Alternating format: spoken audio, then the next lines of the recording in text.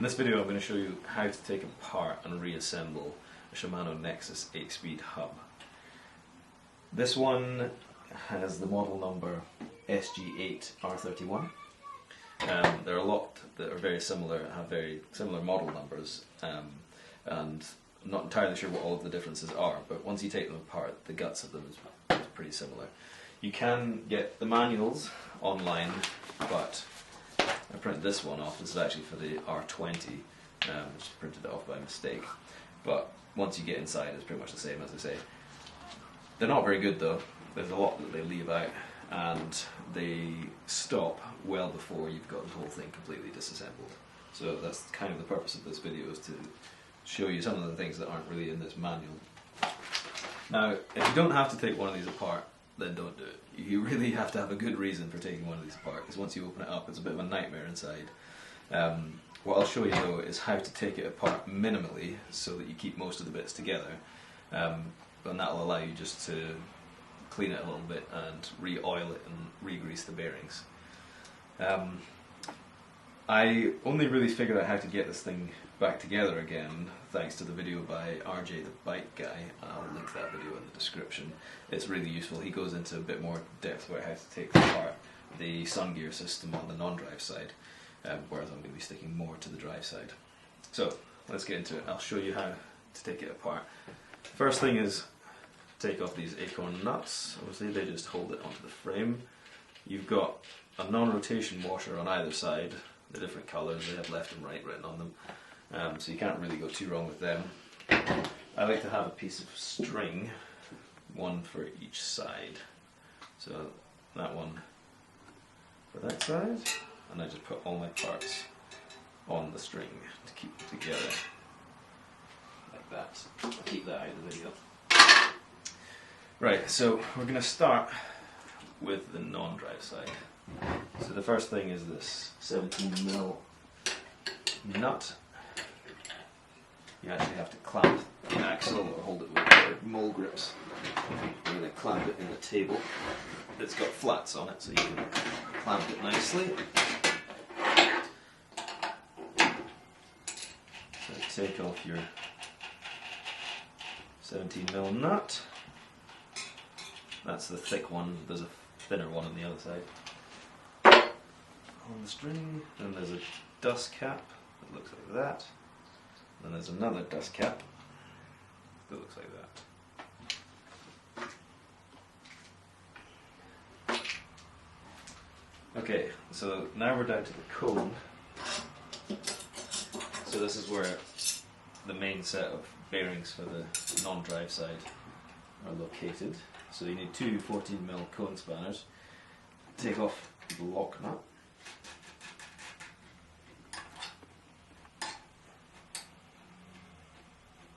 The threads will probably be a little bit rough because they've been sitting in the dropouts. Okay, so that's that lock nut with the little recess thing.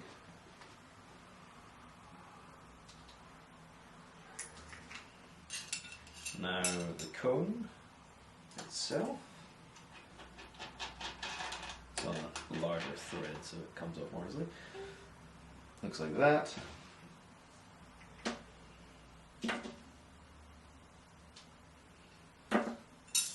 And then you've got the bearings in the bearing cage. So the cage goes up the way. So you can replace that pretty easily, and then you can just put the cone back on. So that's like your basic maintenance there. Now this whole thing should lift off like that. Okay, and that's the inside of the hub.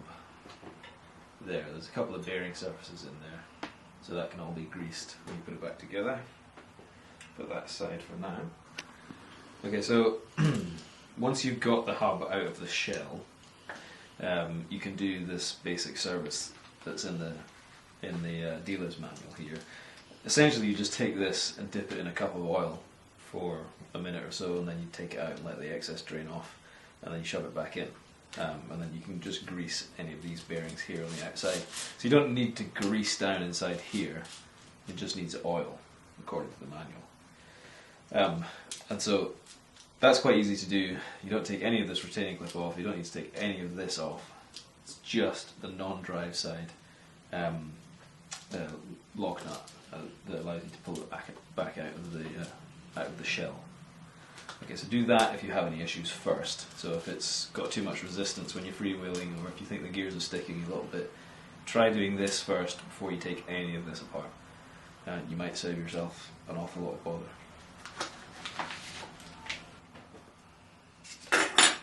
So at this point it's all fairly easy, there's nothing too crazy to disassemble.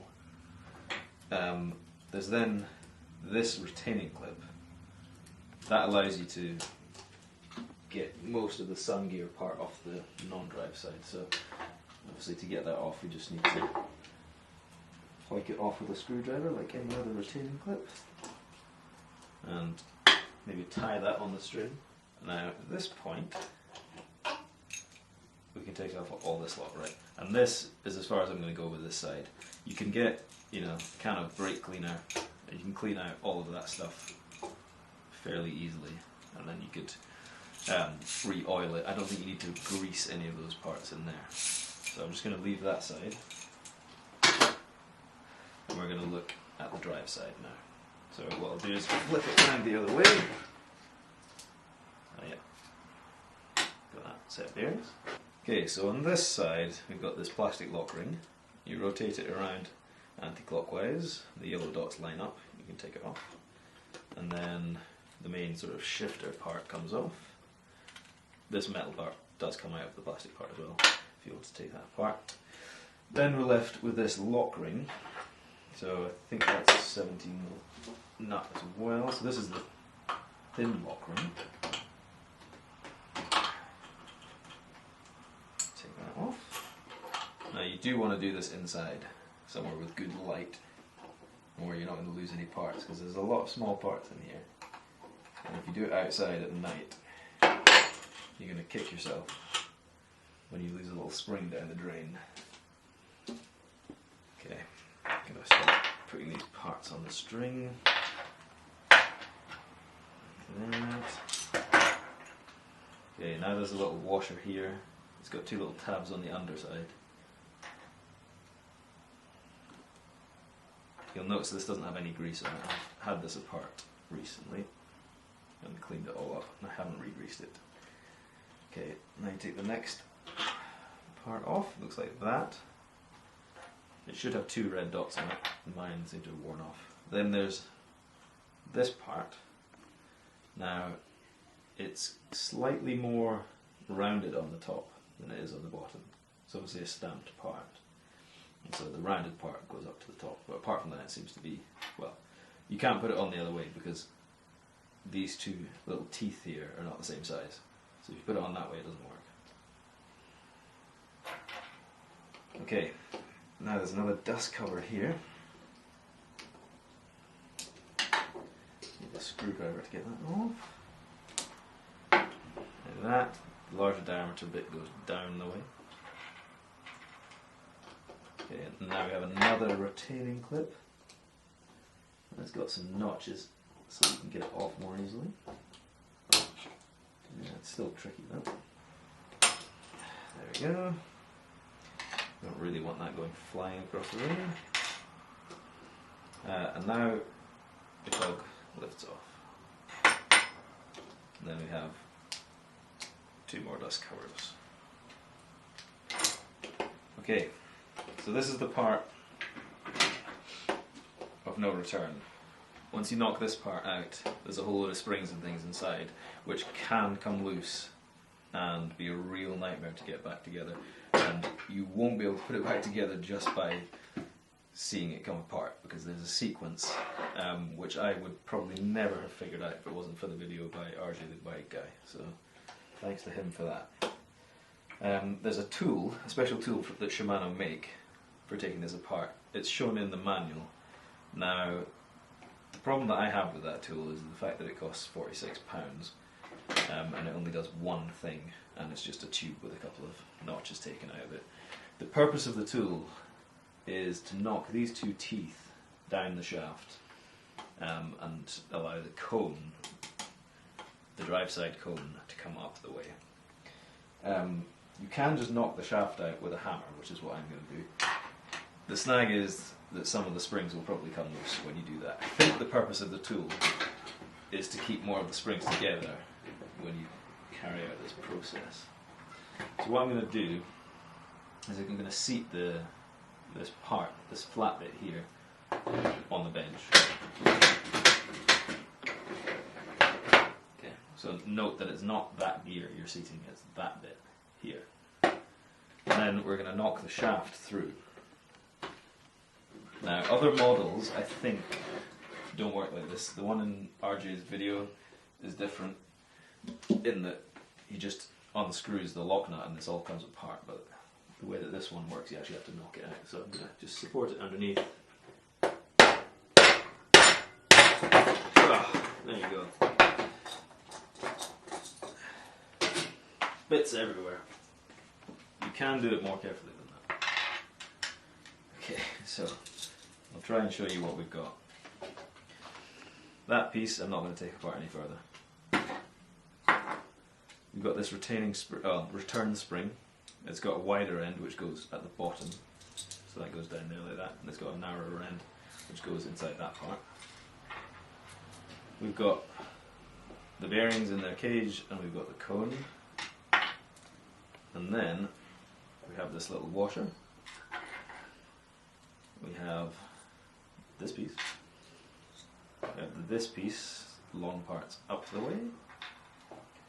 We have this fiddly little thing. Now there are even more parts in here. You can see it's got two pawls, one either side, and it's got these 4 retaining clips for the springs.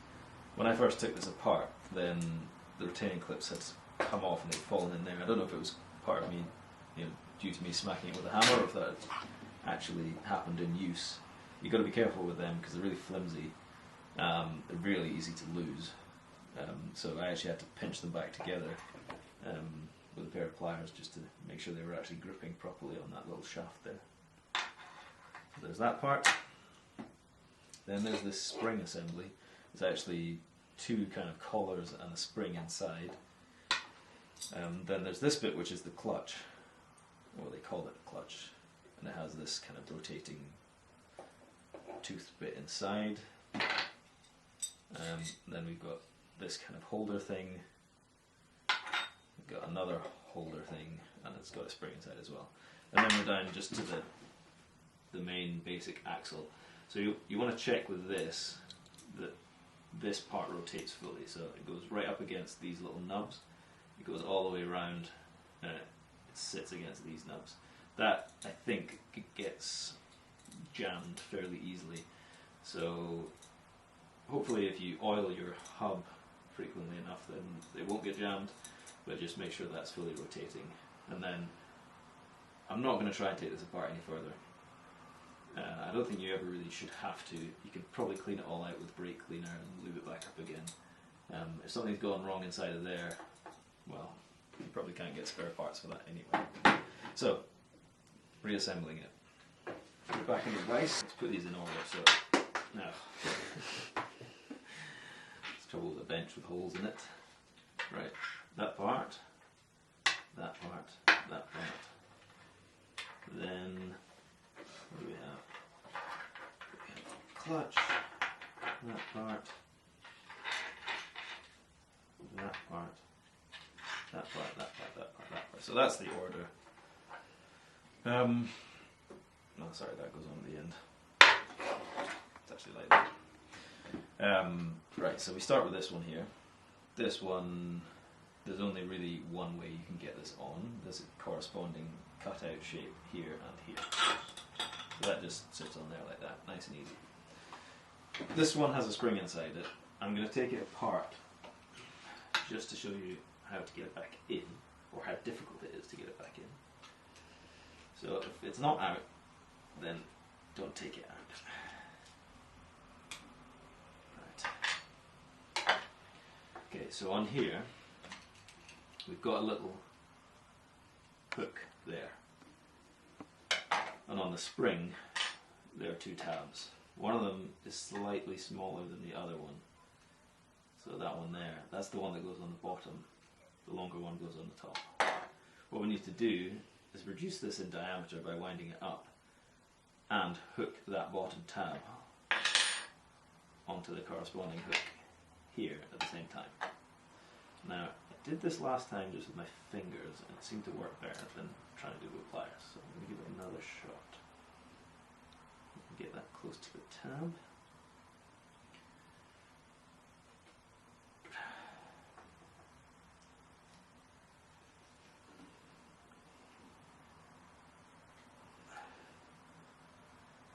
Sorry, you're probably not seeing an awful lot here, but yeah, you basically just force it in with your fingers like that. And then you need to rotate it around until this actually hooks. The tab hooks onto the hook. So you see that tab there? Onto that hook there.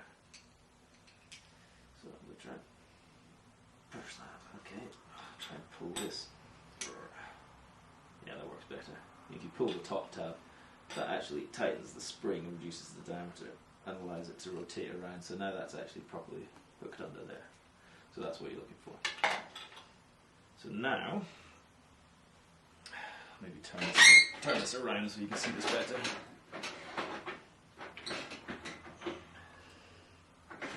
We have this part here that's sticking out. Okay, that's the part that when you rotate it actuates this stuff. And I didn't show you this before, but these three pawls, 1, 2, 3, rotate, well, they flick up and down as you rotate this round, and that's what engages the different gears. Okay, so back to this part, stick that on there. So that little tooth slots in that hole there. Now, the key thing here is not to try and hook that tab of the spring over that tooth, because that looks like that's how it's intended to be done. That's not the way you do it. If you do that, it's not going to work. What we actually do is we need to hook on, there's a little hook on this somewhere, yeah. So on this spring assembly, there's a hook there. It's quite hard to find, but once you know where it is, it's obvious. So there's a hook there. That actually engages with the spring. So you think you could just lower this down and hook that on, but you can't because it's prevented from rotating by these grooves, and that locks onto there. So what you actually have to do is take this spring assembly apart and then assemble it one by one on the shaft.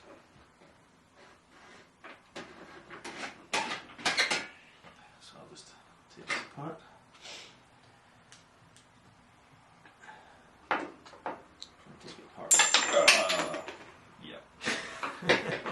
So now we've got those bits apart, so you can see there's actually 4 components to that.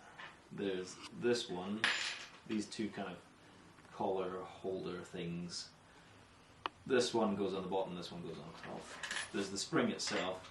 The spring has a short tab and a long tab, just like the last one. Again, the short tab goes down the way, the long tab faces up the way. I think that's just to make it easier to assemble, and then this bit we'll come to in a second. So, what you're looking to do is, this one goes this way up. This little hook here engages with the spring there. So do you see that hook there? On the underside, so it's just a little notch that's taken out of there. It's different from this side where there's no notch. Like that. So that engages with this end of this spring here. On the top side, you've got another hook there, which engages with that little tab of that spring there. And on this one, you've got another hook, which is there, which engages with that. It'll become more obvious as I assemble it. So I'm going to try and engage this hook with that little end of the spring there. At the same time, I also need to have this slotted in here ready to go. So dimples facing up the way. So I'm going to slot those together. Put it on the shaft.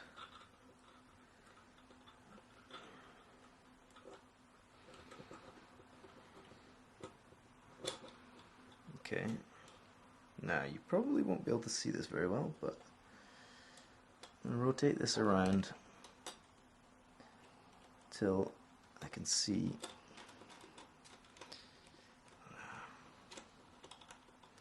Sorry, this is definitely the worst part of the whole assembly. Okay, right.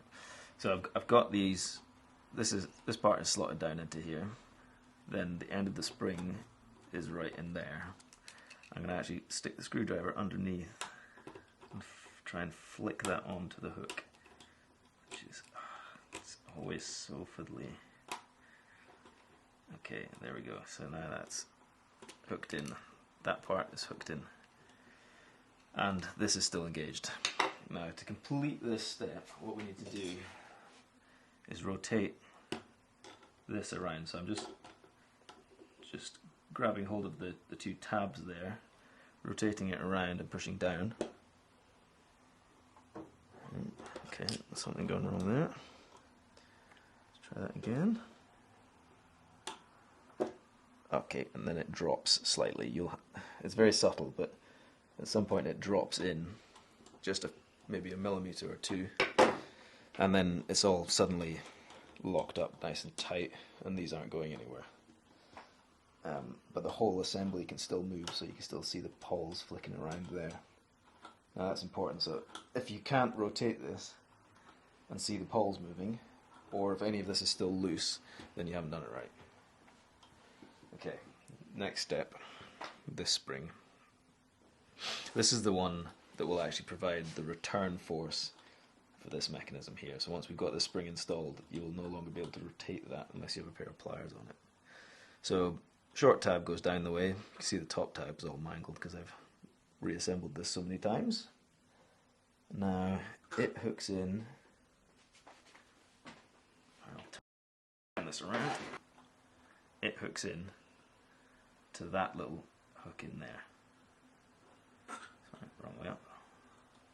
Now everything with this reassembly, you're always rotating clockwise, I think. Actually, no, that's not true. Sometimes you're rotating anti-clockwise. In this case, the spring goes clockwise. What we're going to do is grab on there with a pair of mole grips, rotate the spring around once, and then hook it in to that little hook there. Now this one is located on the shaft like that, so it can't move. What you want to do is look at where you're hooking in this spring. Imagine going all the way around to here, and put this on so that this hook, it's not going to line up with the one below, but it's going to be close to it. If you put it on this way around, it's too far away. The spring won't have enough pre-tension on it if you do it like that. So let's hook that in there. We know which way around this is going. So that hook close to that hook. Get our mole grips. Oops. Get a good grip on this. You want to grip it so that it's not too close. Well, you want to get it basically as close to the end as you can without losing grip of it. Because if you're too close in, you won't actually be able to hook this on. Okay, use your fingers when you're rotating this around to try and keep the spring straight, because if you just do this, the spring just spreads out like that and it won't actually hook in.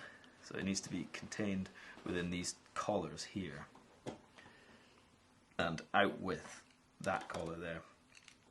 And there's another one on the other side. So start by getting that first spring straightened up, the first level of the spring straightened up and engaged with the right bits of the collars. So you can see there it's nice and straight up and down. I've got it hooked underneath there, and the same on the other side. I'm going to go around until, oh no, lost my grip. Okay. 3 hours later. So you see, I'm going to hook that in there.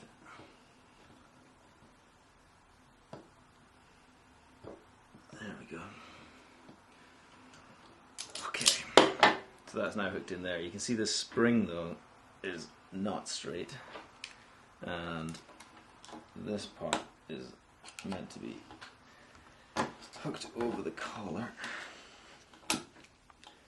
So it's a bit of a pain, but you have to put that in there, like that. Whew. I hate that bit.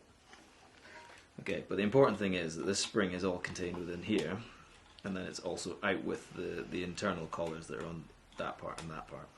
And these two are close together, they're not opposite each other on the shaft. Okay, I've turned this around in the vise again, so that little tab I just hooked in is now on this side. What you want to do at this point is just check that everything's working, so this should all be nicely seated down in here.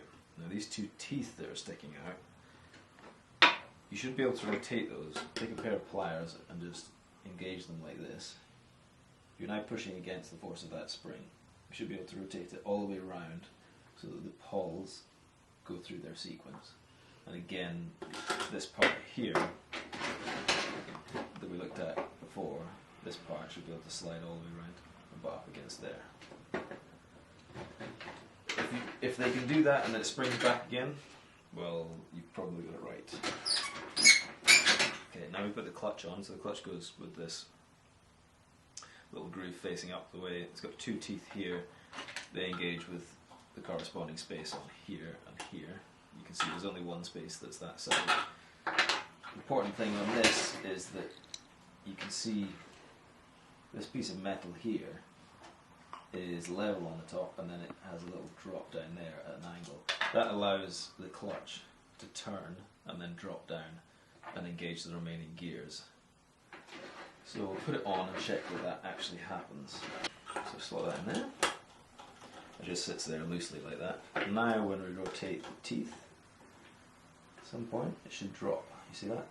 And then it should come back up again, like that. If that's happening, then you've done it right. Next is this piece. The two little spring tabs, they stick down there, they just slot over the back of here. There's only one way this can go on. You want to be careful you don't knock any of those retaining clips or anything off as you're doing it. Check the pawls are working, that's fine.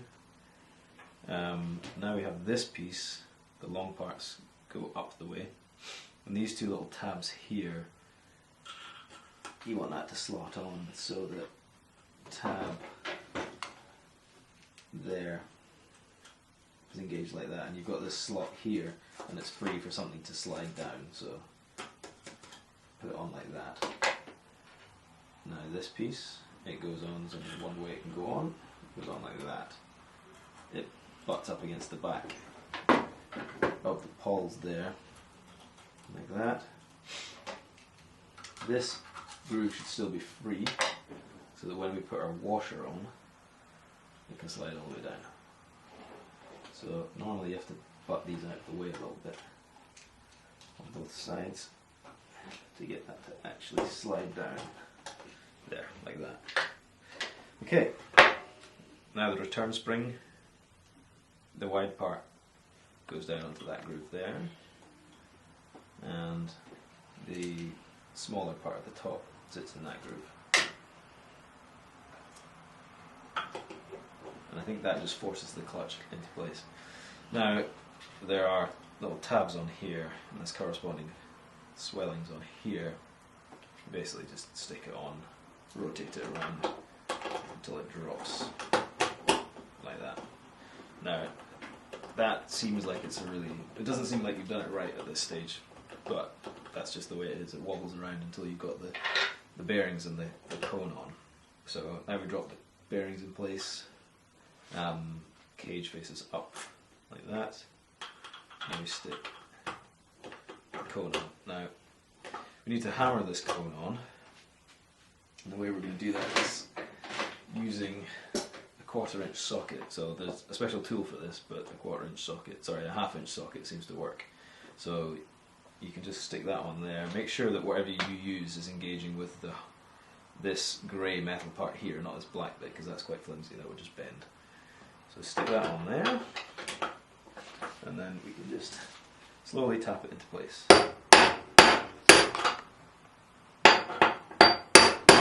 Okay, so at this point the teeth are starting to stick out here.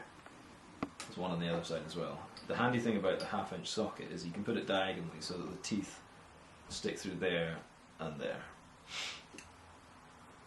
If you have something that doesn't allow these teeth to protrude, you're not going to be able to get this on far enough. So I'll just line that up. So you can see that the teeth are now in the corners of the socket, which is quite handy. Means you don't have to buy the tool. Keep knocking that basically until it stops. Those teeth should be sticking up maybe a mil or two. There should be a tiny bit of play in here, like that, but it should still rotate freely. It doesn't spin like a bearing on a front hub that has hardly any parts, but it does rotate. Just give it another couple of knocks for good measure. Your two dust caps, this one sits on there, that one sits on there. Then your cog goes on like that. It's held in place by the big retaining clip, whatever it's called. So you've got three little notches in here which help you get this on.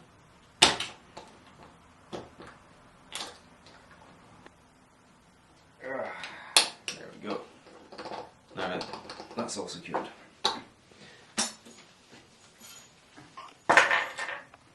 Next is this dust cap, wider part down the way, like so. Then here, slightly more rounded side up the way. That's the only way I can tell it apart. Stick that on there. It should engage with those two teeth that were sticking up before. Then this part with the two red dots either side. There's only one way that can go on. Like that. Then this washer, two tabs there go down and they engage in there like that. And then finally your thin lock nut. Just got to be careful that you don't knock this out of place as you're screwing the lock nut down. Okay, and then you tighten that up with your 17mm spanner. Not sure if it really matters how much you tighten it up. It doesn't change the preload on the bearings or anything, so just tighten it up so it's not going to come undone. And then you can get this part. There's a red dot either side there and there, which you can't really see on this one. But they line up with these red dots, so put those two together like that. Line them up with those red dots, and that sits on there. And you get your lock ring. There's a yellow dot right this side, a yellow dot there. Stick that on, and then it tells you on the top. You push it clockwise and it locks, and that's it. They'll all be a little bit loose, but that's how they're meant to be. And then you've got your non-rotation washers there. I'll leave that off for now. Okay, now we're ready to put this back together with the rest of the hub. So the bearings go in with the bearing cage facing down the way, like that. This goes in here. There's a groove on the axle there, which is the same size as the tab in there, that tab. So you just line them up and slide it together, and it clicks into place nicely. Now I'll just put this back in the vise again, just to get the retaining clip on. So that's this retaining clip from earlier. It fits on there, so I'll just get that on with a pair of pliers.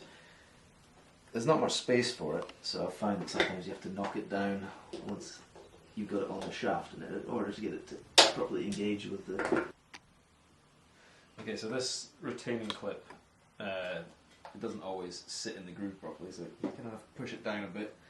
So you can tell if it's not rotating around freely, then it's not actually in the groove. So I'm just going to tap it down. That's it. Yeah, so you can see that it's rotating now, but it's locked in place. So now we can put this back into the shell of the hub. It just drops in. Give it a bit of a wiggle. make sure that it's going in all the way and that this dust seal is actually sitting closely on the hub shell there. And now we can put the bearings, the main bearings, in on the non-drive side. So cage up the way, they just drop in, and then your cone with the racings obviously facing down. Screw that on, and you have your lock nut. It's got a little recess, I think that goes down the way. Just get that on there, but not tightened up for now. So this is just, it's basically just like doing any other set of cup and cone bearings or on any other hub. The difference here though is that I find it's useful to actually tighten up the cone as tight as you can to start with, and then back it off. And the reason for that is just that it kind of clamps some of the components together inside, and if you don't completely tighten it up, you might find when you reassemble the thing that you've got it operating nice and smoothly and there's no slack. Then you put it on the bike and suddenly a whole load of slack develops. So, I mean, that's it tightened up way too far. It feels really gritty and horrible. So now I'm just going to back it off, but I know now that I've got all the play out of it. Okay, so I'll back it off, checking for play by wobbling the axle. So there's no play. Okay, there's a little bit of play. I've got the mole grips clamped on the axle on the other side so I can actually tighten it up. Okay, I'm going to tighten that up a little bit like that. Take these off. I'll just test how easy it is to rotate. So it's quite easy to rotate in that direction, and there's no play. It won't feel like a normal hub because there are an awful lot more components in this than a normal hub, so it doesn't rotate as freely as you would expect it to. But as long as you can rotate it fairly easily with your fingers like that, then it's working fine, and there's no play in it. That's what you want. So now we'll just tighten up the lock nut.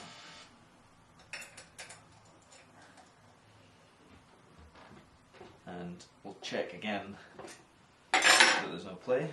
Okay, I can't feel anything, and it seems to be rotating freely still.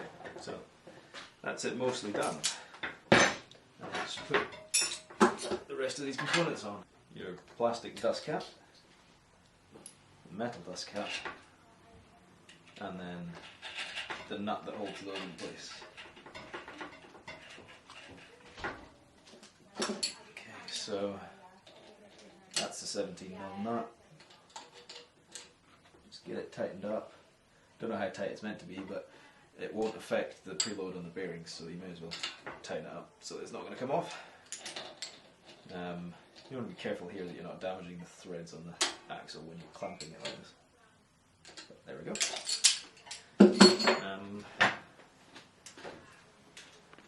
And yeah, still rotating nicely. No play.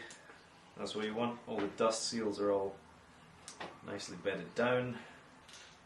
Should, when you turn this, the cog should turn the other way. Like that. And you should be able to rotate that forward. And then it should be working. You just need to put it back on the bike.